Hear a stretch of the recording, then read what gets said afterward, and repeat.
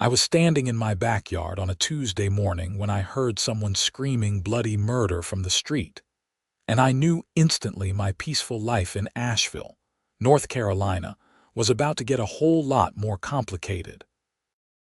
The disc Harrow I'd rented was sitting on my trailer, its circular blades gleaming in the morning sun. I'd spent 3 months researching soil erosion solutions for my sloped property, consulting with the county's soil conservation department, and finally getting approval for my erosion prevention project. My 2 acres sat on a steep hillside that had been washing away every time it rained, creating dangerous runoff that threatened my foundation and my neighbor's property below. "What do you think you're doing?" The voice belonged to Brenda Henderson, president of the Rolling Hills Homeowners Association. She was standing at the edge of my driveway, wearing pressed khakis and a white polo shirt with the HOA logo embroidered on it. Her blonde hair was pulled back so tight it looked like it hurt. I wiped the grease off my hands with a rag and walked over. "Morning, Brenda. I'm about to do some erosion control work on my slopes. The Conservation District approved everything." Her face turned an impressive shade of red. "You absolutely cannot move that equipment onto your property. It's against HOA regulations." I pulled out my phone and opened the email from David Martinez at the Buncombe County Soil and Water Conservation District. "Actually, I can. See, right here. The county not only approved it, they recommended it. My slopes are losing about 6 inches of topsoil every year. If I don't do something, I'll have a landslide problem that'll take out Mrs. Patterson's garden shed below me." Brenda didn't even look at my phone. "I don't care what some county bureaucrat says. The HOA bylaws clearly state that no agricultural equipment can be operated within the community. This isn't agricultural use. This is soil conservation. There's a difference." "There is no difference. That thing looks like farm equipment to me, and farm equipment is prohibited. Period." I took a deep breath, reminding myself to stay calm. I'd lived in Rolling Hills for 5 years, and in that time, Brenda had sent me 14 violation notices for things like having my trash cans visible from the street for 20 minutes after pickup, planting flowers that were supposedly the wrong shade of yellow, and parking my truck in my own driveway facing the wrong direction. "Brenda, I really don't want to fight about this. The erosion on my property is a serious safety issue. The Conservation District did a full assessment. If I don't address it now, before the spring rains start, I'm looking at potential property damage and liability." "Then you should have brought it to the HOA board first." "I did. 3 months ago. I submitted a request for approval and included all the documentation from the county. Nobody ever responded." Her eyes narrowed. "I never received any such request. I have the certified mail receipt that says otherwise." She pulled out her phone. "We'll see about this. I'm calling the police. You're creating a public disturbance with that monstrosity, and I will not allow you to tear up our beautiful community with farm equipment." Before I could say anything else, she was already dialing. I stood there, genuinely shocked that she was actually calling the cops over a disc Harrow.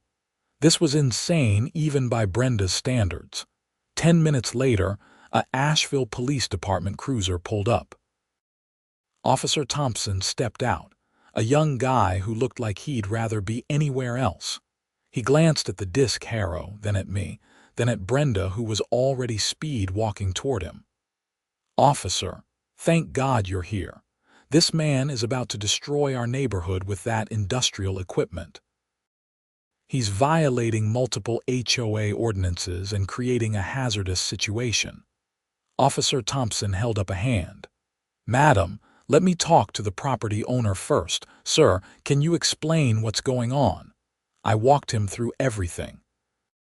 The erosion problem, the county assessment, the approved conservation plan.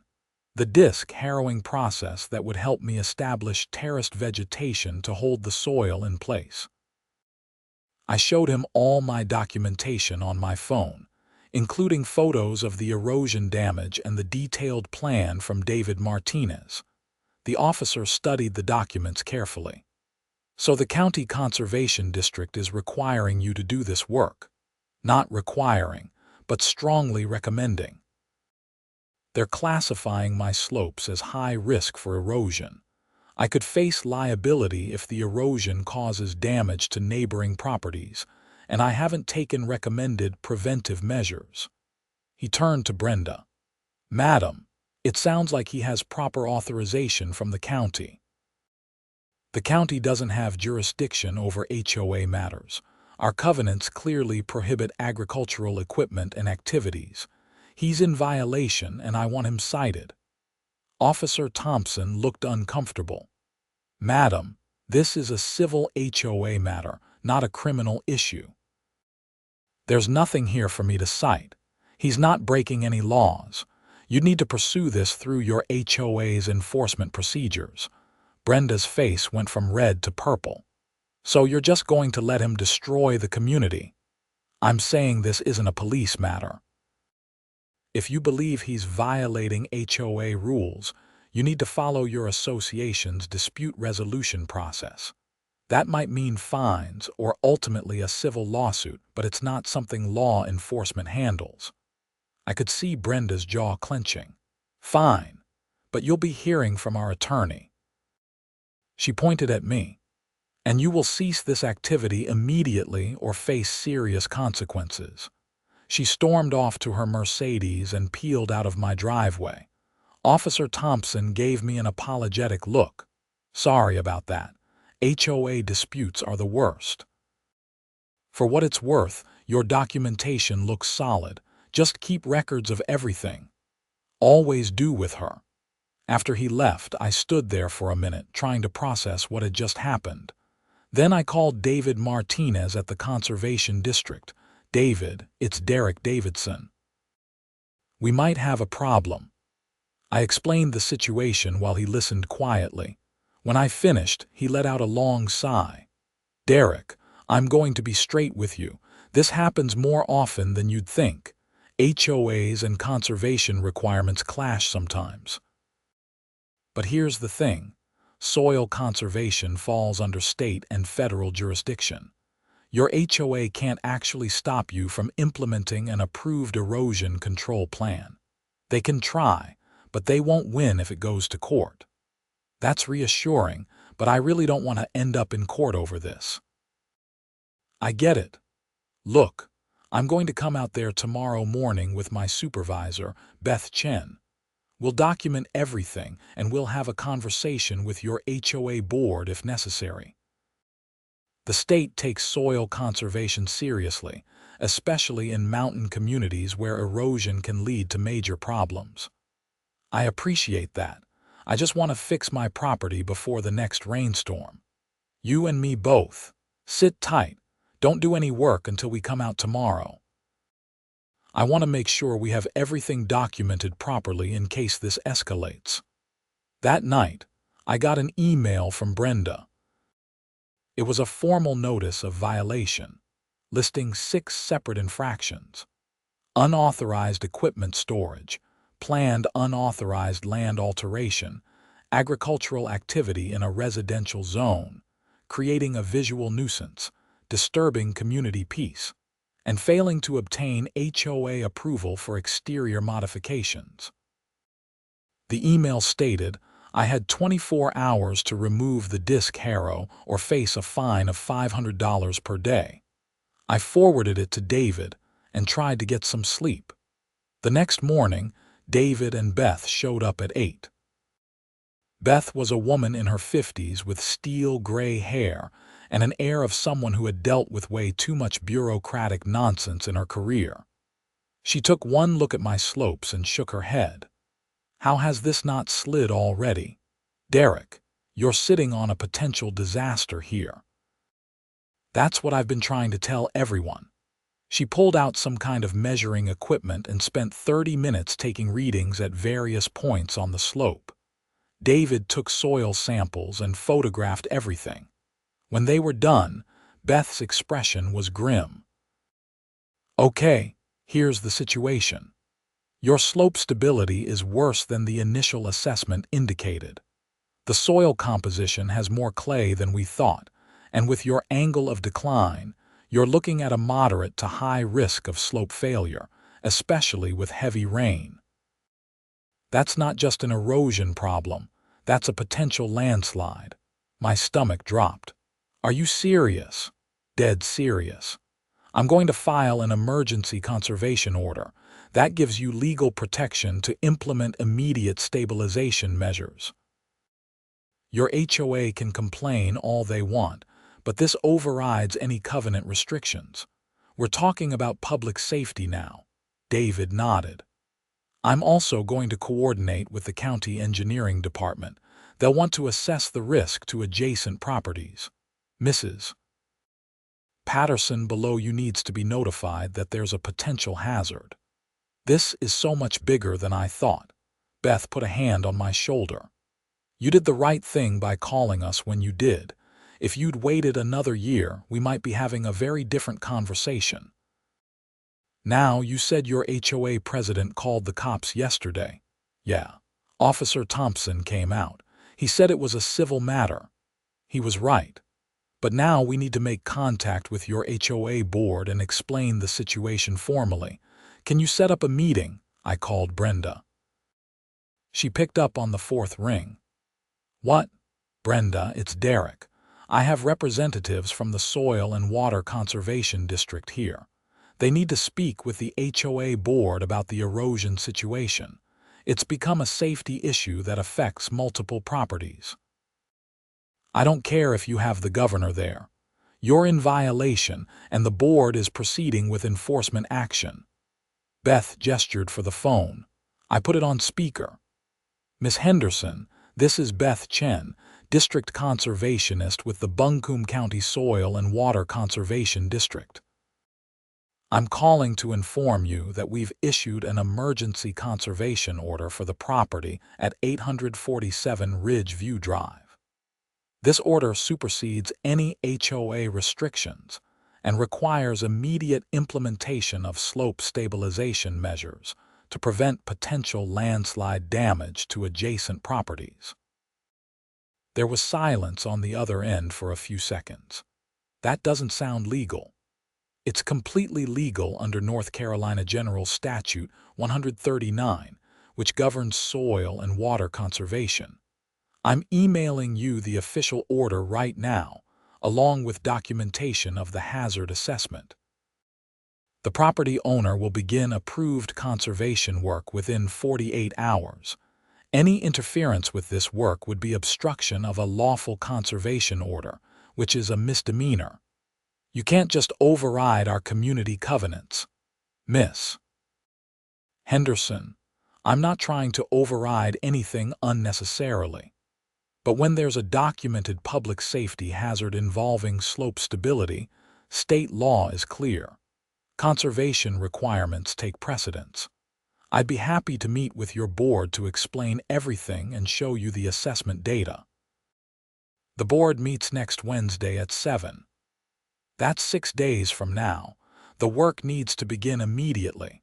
Can you arrange an emergency meeting?" Brenda's voice was ice cold. "No. The board will convene at its regular scheduled time." "If this is truly an emergency, then I suppose Mr. Davidson will just have to proceed and deal with the fines until the board has time to properly review the matter." Beth's jaw tightened. "Miss Henderson, I don't think you understand. The fines are irrelevant. State law supersedes them." "But I'm trying to be courteous and keep everyone informed.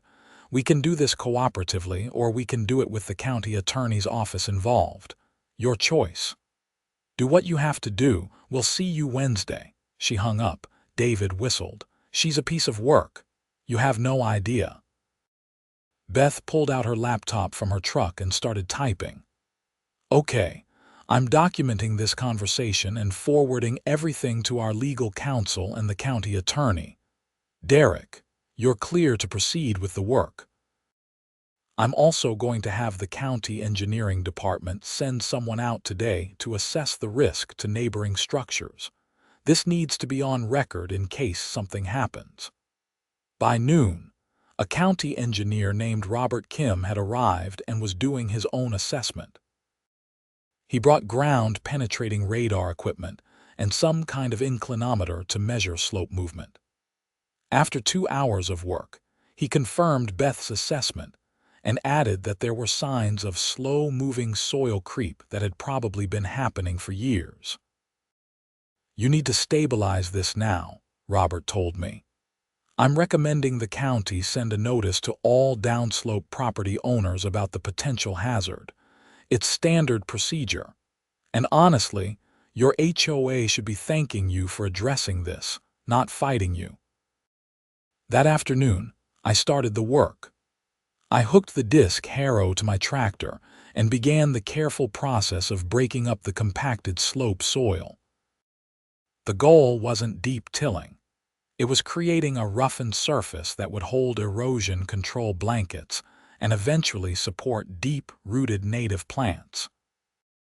The disc Harrow was perfect for this because it could handle the steep angle and create the right soil texture without destabilizing the slope further.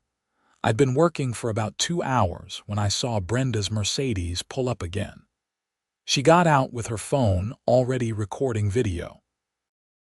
"I'm documenting this destruction of our community. This is going in the lawsuit." I kept working, making another pass with the disc Harrow. The blades cut through the compacted clay, leaving neat furrows that would help water infiltrate instead of running off. She walked right up to where I was working, phone extended. "Stop this immediately. You're creating a muddy disaster area." I shut off the tractor. "Brenda, I have a legal order from the Conservation District. I have to do this work. It's a safety issue. It's vandalism. You're destroying the natural landscape." The natural landscape is literally sliding down the hill. That's the whole problem. A truck pulled up behind her Mercedes. David Martinez got out, along with a man I didn't recognize wearing a suit. "Miss Henderson, I'm James Patterson, county attorney. I understand there's been some confusion about the conservation work being done here." Brenda turned to face him, phone still recording. "There's no confusion. This man is violating multiple HOA covenants and we will not allow it." James pulled out some papers. "Miss Henderson, I have here the emergency conservation order issued by the Soil and Water Conservation District. This order is issued under state authority and takes legal precedence over private covenant restrictions when there's a documented threat to public safety or environmental damage. The work being performed here is not only legal but required." That's absurd. How can the state just ignore private property agreements? Because those agreements can't supersede state law regarding public safety. Let me give you an analogy.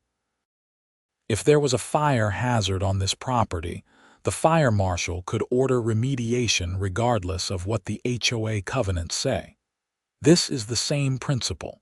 Slope failure could damage multiple properties and potentially harm people. The state has an interest in preventing that. Brenda crossed her arms. "So you're saying HOAs have no rights?" "Not at all. I'm saying that in this specific circumstance, where there's a documented safety hazard and a state agency has issued a lawful order, the HOA's architectural restrictions don't apply. Once the stabilization work is complete, normal HOA processes would resume for any other matters." "And what if we fine him anyway?" James's expression hardened. "Then you'd be interfering with a lawful conservation order, and the HOA board members could potentially be held personally liable." I wouldn't recommend it. I could see Brenda calculating. She looked at me, then at the disc Harrow, then back at James. "We'll see what our attorney says about this." She got in her car and left, tires squealing. David walked over. "Sorry about this mess, Derek. We don't usually have this much drama. It's fine. I just want to get the work done." James handed me his business card. "If the HOA continues to harass you about this, give me a call. The county is taking this seriously. We've reviewed your property records, and honestly, I'm surprised this wasn't addressed years ago. The previous owner should have dealt with it." Over the next 3 days, I completed the disc harrowing work. The slopes looked rough when I finished, but that was the point. The broken-up soil would hold the erosion control blankets I was installing next, and those would stay in place until the native grasses and shrubs I was planting could establish root systems. Each day, Brenda drove by multiple times, sometimes stopping to take photos. Twice, she brought other board members, pointing and gesturing at my property like I was committing some kind of atrocity. I ignored them and kept working. On Friday, David helped me roll out the erosion control blankets. These were biodegradable jute mesh sheets that would protect the soil while vegetation grew in. We staked them down every few feet, covering the entire slope in a grid pattern. "This is going to work great," David said. "Once you get the plants established, this slope will be rock solid." Way better than it was. "Thanks for all your help. I couldn't have done this without the Conservation District backing me up. That's what we're here for. Soil and water conservation isn't optional, no matter what anyone's HOA says." That night, I got an email from the HOA attorney, a woman named Patricia Harding. It was a formal cease and desist letter, demanding I stop all work immediately, restore the property to its original condition, and pay accumulated fines totaling $6,000 for the 12 days I'd allegedly been in violation. I forwarded it to James Patterson and went to bed. Saturday morning, I started planting. I had 200 native plant plugs, switchgrass, little bluestem, Carolina jessamine, native azaleas, and mountain laurel. These species had deep root systems that would hold the soil and thrive in the local climate. The Conservation District had helped me select them, and even cost shared some of the expense. I was on my hands and knees, planting the 3rd row of switchgrass, when I heard vehicles pulling up. I turned to see not just Brenda's Mercedes, but 2 other cars. 5 people got out, all wearing matching HOA shirts. Brenda led the way, walking right into my yard. "Derek Davidson, as president of the Rolling Hills Homeowners Association, I'm formally notifying you that you're in violation of." "Stop right there." James Patterson's voice came from behind them. He was walking up my driveway with David Martinez and a uniformed sheriff's deputy. "Miss Henderson, you're trespassing on private property. I suggest you return to the street." Brenda's face flushed. "This is HOA business. We have a right to inspect properties for violations." The deputy, whose name tag reads Santos, stepped forward. "Madam, HOA inspection rights are typically limited to visible violations from common areas or scheduled inspections with the owner's permission. You can't just walk onto someone's property. This is ridiculous. He's destroying the neighborhood." James gestured to the slope. "Deputy, as you can see, Mr. Davidson is implementing an approved erosion control plan. The work is being done under an emergency conservation order. These individuals are interfering with that work." Deputy Santos looked at the other 4 people with Brenda. "I'm going to need all of you to return to the public right-of-way. If you refuse, you'll be cited for trespassing." One of the board members, a man in his 60s, spoke up. "Brenda, let's just go. This isn't worth it." But Brenda wasn't backing down.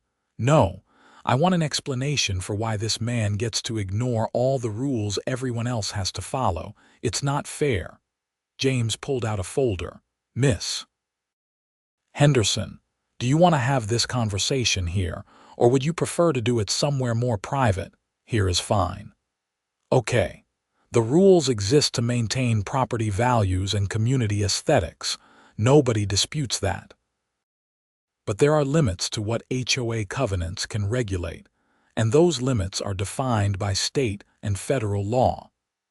Environmental protection, public safety, and conservation requirements fall outside HOA authority. Your covenants can't require someone to maintain a dangerous condition or prohibit them from fixing a safety hazard. His slope was fine for years. It wasn't fine. It was slowly failing. The soil analysis shows consistent loss of material and evidence of soil creep. Eventually, it would have failed catastrophically. The question was when, not if. Another board member, a woman in her 50s, spoke up. Brenda, if what he's saying is true, we could have been liable if someone got hurt. Maybe we should just let this go. Absolutely not. He should have come to the board first, should have gotten permission. Should have, he did come to the board, I interrupted. 3 months ago. I submitted a complete request package with all the county documentation. It was delivered by certified mail on November 18th. Here's the tracking number and delivery confirmation. I showed them the receipt on my phone. The signature scrawled on the delivery screen was clearly Brenda's. The same woman looked at Brenda. Did you receive this? Brenda's face went pale. There are hundreds of pieces of mail. I can't be expected to remember every single one. But you signed for it, and you never brought it to the board. It wasn't a proper request. It was incomplete. James flipped through his folder. I have a copy of what he submitted. It's actually quite thorough. County assessment, engineering recommendations, proposed timeline, cost estimates, description of methods and expected outcomes. What exactly was incomplete about it? Brenda didn't answer. The other board members were looking at her with dawning suspicion. The older man said, Brenda, did you deliberately not bring this to the board? Don't be absurd. It wasn't a priority. We had other business. Preventing potential landslide damage wasn't a priority. The conversation was getting heated among the board members themselves. Deputy Santos cleared his throat. Folks, I need you to take this discussion elsewhere. This is still private property and you're here without permission. Miss Henderson, if I have to come back out here, I will cite you for trespassing. Understand? They left, arguing among themselves as they walked back to their cars. I heard something about calling an emergency meeting and reviewing Brenda's handling of correspondence. After they were gone, James turned to me. I think you're probably going to see some changes in your HOA leadership soon. That would be nice, but I'm not holding my breath. Fair enough. Anyway, the county attorney's office has responded to their lawyer. I made it very clear that any attempt to fine you or take legal action over the conservation work would be viewed as obstruction. I don't think you'll hear from them again on this specific issue, David added, and the work looks fantastic, by the way. You're about 70% planted. Yeah, I should finish tomorrow, then it's just maintenance and monitoring. Perfect.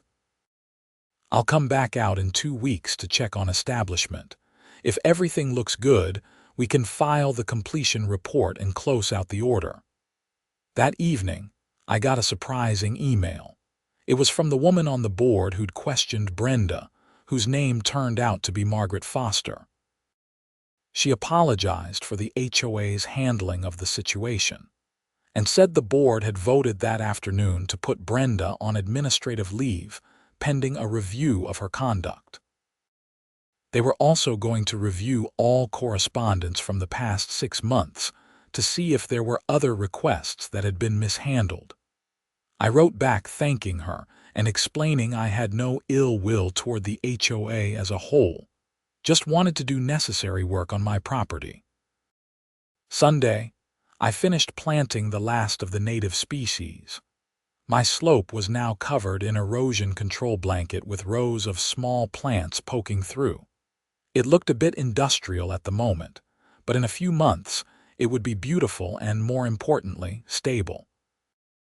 I was watering the new plants when Mrs. Patterson, the neighbor who lived downslope from me, came walking up. She was in her 70s, a sweet lady who made incredible cookies. "Derek, honey, I wanted to thank you for the work you're doing. The county sent me a letter explaining about the erosion risk. I had no idea it was that serious. I didn't either until recently, but it should be stable now. I'm sorry if the work has been loud or messy this week." "Oh, don't worry about that. I'm just grateful you're protecting my property. That's much more important than a little noise. And between you and me, watching Brenda Henderson have a meltdown has been the most entertainment I've had in months." I laughed. "She's definitely not happy with me. She's not happy with anyone. Never has been. Maybe this will finally get the other board members to see what she's really like." Over the next week, things were quiet. I maintained the new plantings, making sure they got adequate water. The erosion control blankets were already starting to show their value. We got 2 inches of rain on Tuesday, and instead of washing away, the water soaked into the slope. No runoff, no erosion. It was exactly what was supposed to happen. Wednesday was the HOA board meeting where the conservation issue was supposed to be discussed. I decided to attend, bringing all my documentation just in case. The meeting was held at the community center, a small building near the neighborhood entrance. About 20 homeowners were there, which was a high turnout. Usually, these meetings had maybe 5 people. Margaret Foster was running the meeting. Brenda was there but sitting in the audience, not at the board table. Margaret called the meeting to order and immediately addressed the situation. "As many of you know, there's been an issue regarding erosion control work at 847 Ridge View Drive. The board has reviewed all the facts, and I want to be clear. Mr. Davidson did everything correctly. He submitted a proper request, which was received by our office, but never brought before the board for review. He then proceeded with necessary safety work under an emergency order from the County Conservation District. The board fully supports the work that was done and apologizes for the confusion and conflict that arose." Brenda stood up. "I object. This is a railroad job. I'm being made a scapegoat for Brenda. You're not on the board right now. Please sit down." "I will not sit down. I've served this community for 8 years, and this is the thanks I get.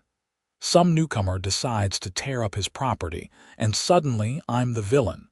Another board member, a younger man named Tom Rodriguez, spoke up. "Brenda, you received Derek's request and never disclosed it to the board. You then called the police on him for doing work that he'd properly requested permission for. You've been fining him for following state law. And when we reviewed the past 6 months of correspondence, we found 4 other instances where homeowner requests were never brought to the board. In one case, someone was denied permission for something they never actually requested permission for. You just sent them a rejection letter." The room erupted in murmurs. Brenda's face was red. Those requests were incomplete or didn't follow proper procedure. Margaret held up a stack of papers. "We have all the correspondence right here. Every single request was complete and followed the procedure outlined in our governing documents. Brenda, you've been gatekeeping and making unilateral decisions without board input. That's not how this works. This is a coup. You're all just trying to get rid of me because I actually enforce the rules. No. We're addressing a pattern of misconduct that has exposed the HOA to legal liability. The county attorney made it clear that if we tried to fine Derek for the conservation work, the board members could have been personally liable. You nearly cost all of us a lot of money." Brenda grabbed her purse. "Fine, I quit. I'm done with this association. You people don't appreciate anything I've done. This neighborhood is going to fall apart without me." She stormed out, slamming the door behind her. The room was silent for a moment. Then someone in the back started clapping, and soon half the room had joined in. Margaret looked embarrassed but relieved. "Okay, well, I guess we need to elect a new president, but first let's address the matter at hand. Mr. Davidson, would you like to speak?" I stood up. "I just want to say thank you for reviewing everything fairly. I never wanted to cause problems. I just needed to fix a dangerous situation on my property. The work is almost complete, and I'm happy to give anyone a tour if they want to see what was done and why." Several people nodded approvingly. An older gentleman raised his hand. "I'd like to make a motion that we officially approve Mr. Davidson's erosion control project and rescind all fines that were issued." "Second," someone else called out. The motion passed unanimously. Margaret smiled at me. "Mr. Davidson, on behalf of the board, I apologize for everything you went through. If you incurred any legal expenses or other costs due to the HOA's mishandling of this situation, please submit them to us. We'll discuss reimbursement." "Thank you. I appreciate that." After the meeting, several neighbors came up to talk to me. Most were supportive and curious about the erosion control work. A few mentioned they had similar issues on their properties and asked for David Martinez's contact information. One woman, whose name was Lisa Chen, said something that stuck with me. "You know, I think Brenda forgot that HOAs are supposed to protect property values, not dictate every little thing people do. Sometimes what's best for individual properties is best for everyone. Your slope work probably increased values for the whole neighborhood by removing a hazard." She was right. The point of an HOA should be maintaining the community, not giving petty tyrants a platform for power trips. 2 weeks later, David came out for his follow-up inspection. The plants were all establishing well, with visible new growth. The erosion control blankets were intact, and most importantly, we'd had another rainstorm with no erosion whatsoever. "Derek, this is textbook perfect. I'm closing out the emergency order and filing the completion report. You should be proud of this work. Seriously, this is one of the better implementations I've seen." "Thanks. I'm just glad it's done and working. Mind if I take some photos for our case files?" "This would be great for educational purposes, showing other property owners what good erosion control looks like." "Sure, go ahead." He spent 20 minutes photographing and taking notes. As he was leaving, he mentioned something interesting. "You know, after everything that happened here, I got calls from 3 other properties in your neighborhood with similar erosion issues. Apparently, Brenda had been blocking their requests too.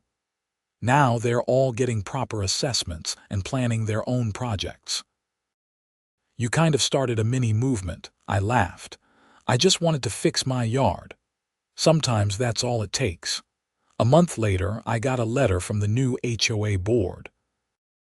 They'd reviewed the association's architectural guidelines and made several amendments to explicitly allow environmental improvement projects, especially those required or recommended by county, state, or federal agencies.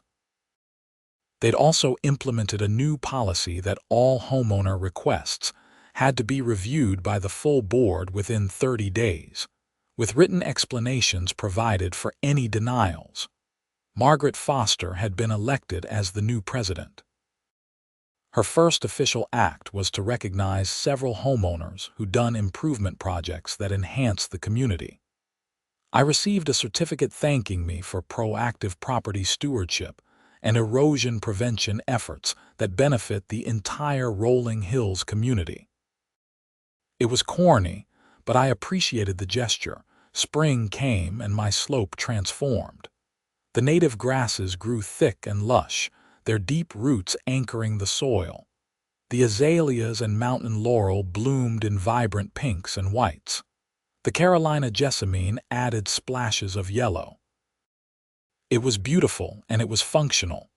More importantly, during the spring rains, which were particularly heavy that year, my slope held firm. Not an inch of erosion. The water infiltrated and slowly percolated downhill underground, exactly as designed.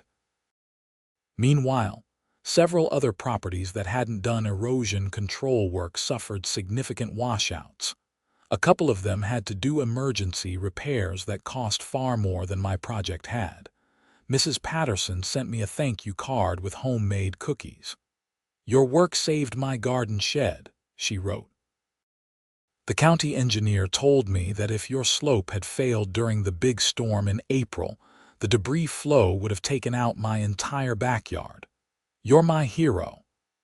I ran into Brenda once at the grocery store about 6 months after everything went down. She was in the produce section, and I saw her notice me.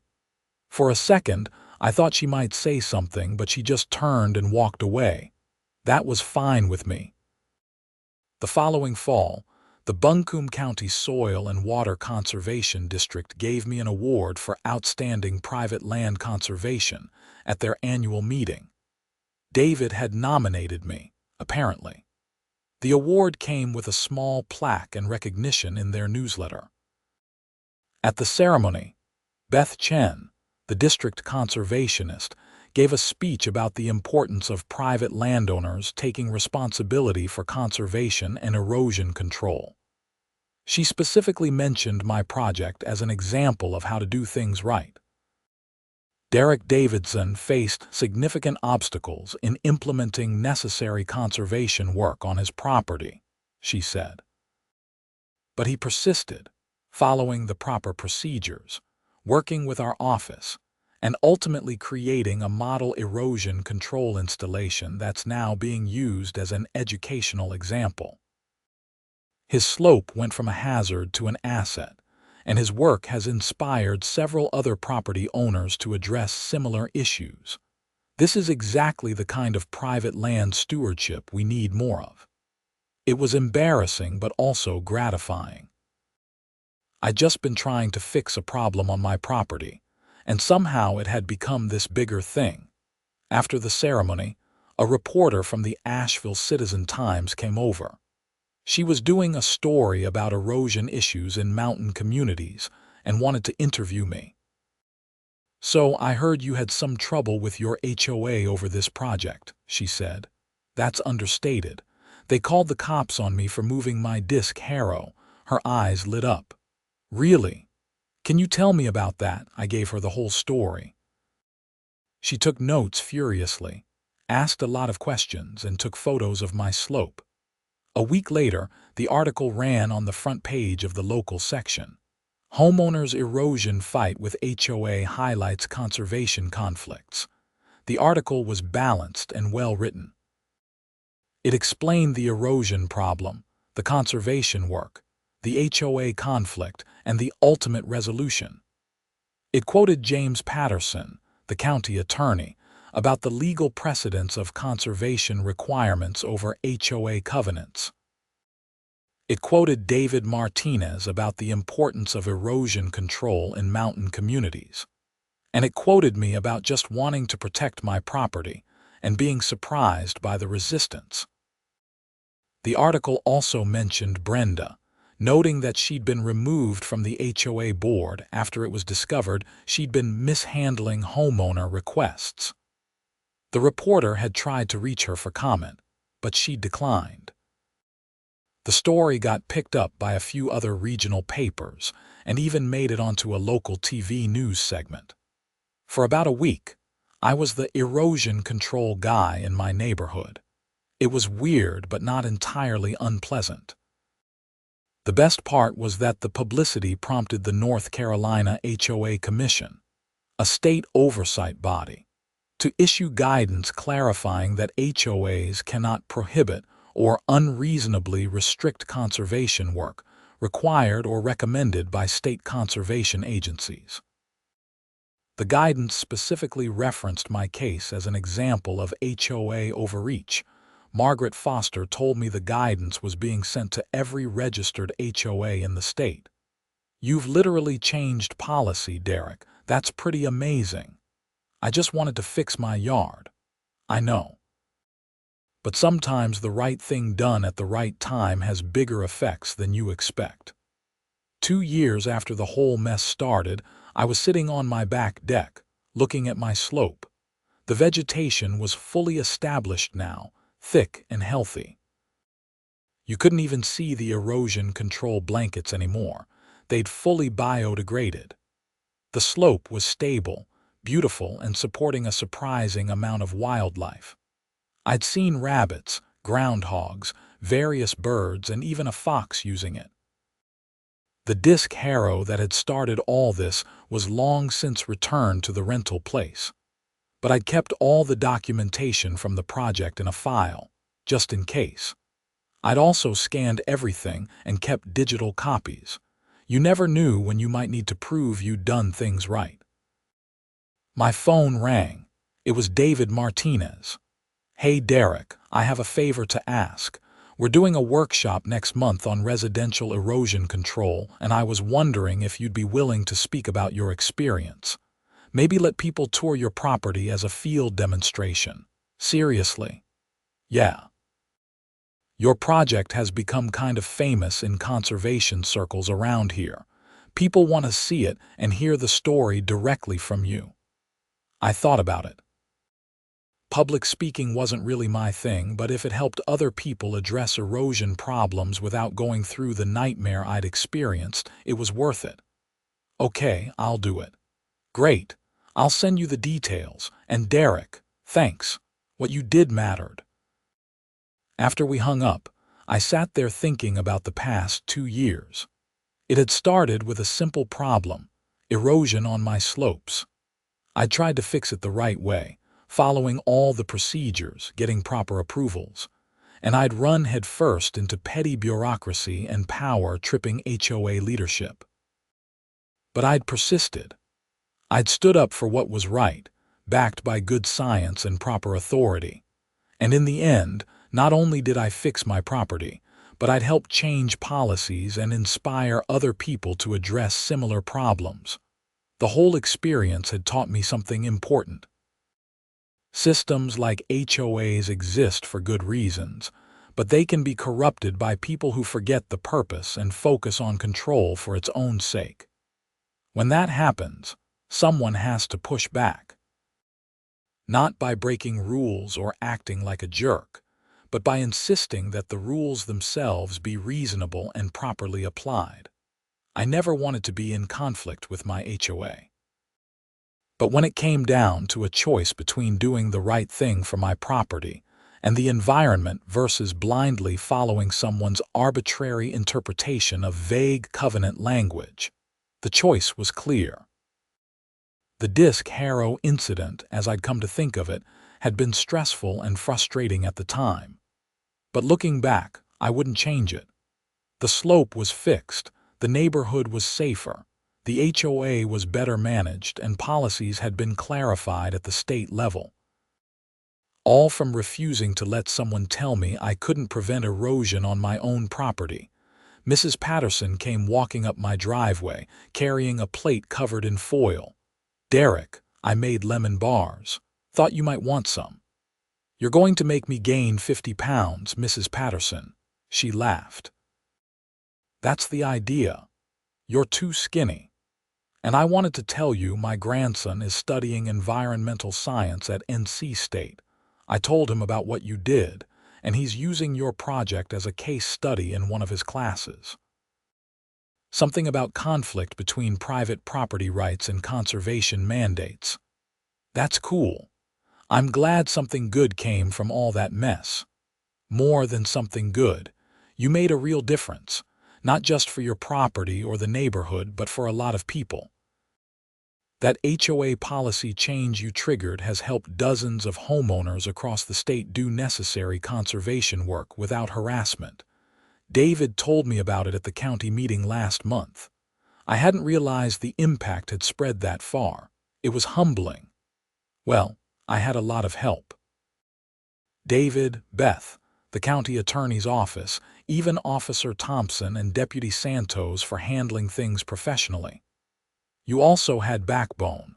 Plenty of people would have just given up when Brenda started making trouble. You didn't. After she left, I sat on my deck eating lemon bars and watching birds flit around the shrubs on my slope. The Carolina jessamine was blooming again, its yellow flowers bright in the afternoon sun. My phone buzzed with an email. It was from a homeowner in Hendersonville, about 30 miles away. He'd read the article about my project and was dealing with a similar situation. Erosion problems, unresponsive HOA, and confusion about how to proceed. Could I offer any advice? I wrote back, sharing David Martinez's contact information and suggesting he start with a soil conservation assessment. I also warned him to document everything and be prepared for potential HOA resistance. But I encouraged him to push forward if the erosion was a real problem. Some things were more important than keeping the HOA happy. Over the next few months, I got several more emails like that. Apparently, I'd become an accidental advocate for homeowners trying to do conservation work in HOA communities. I tried to help where I could, mostly by connecting people with their local conservation districts and encouraging them to stand firm if they were doing the right thing. The workshop David had invited me to was a success. About 40 people attended, including homeowners, landscapers, and even a few HOA board members from various communities.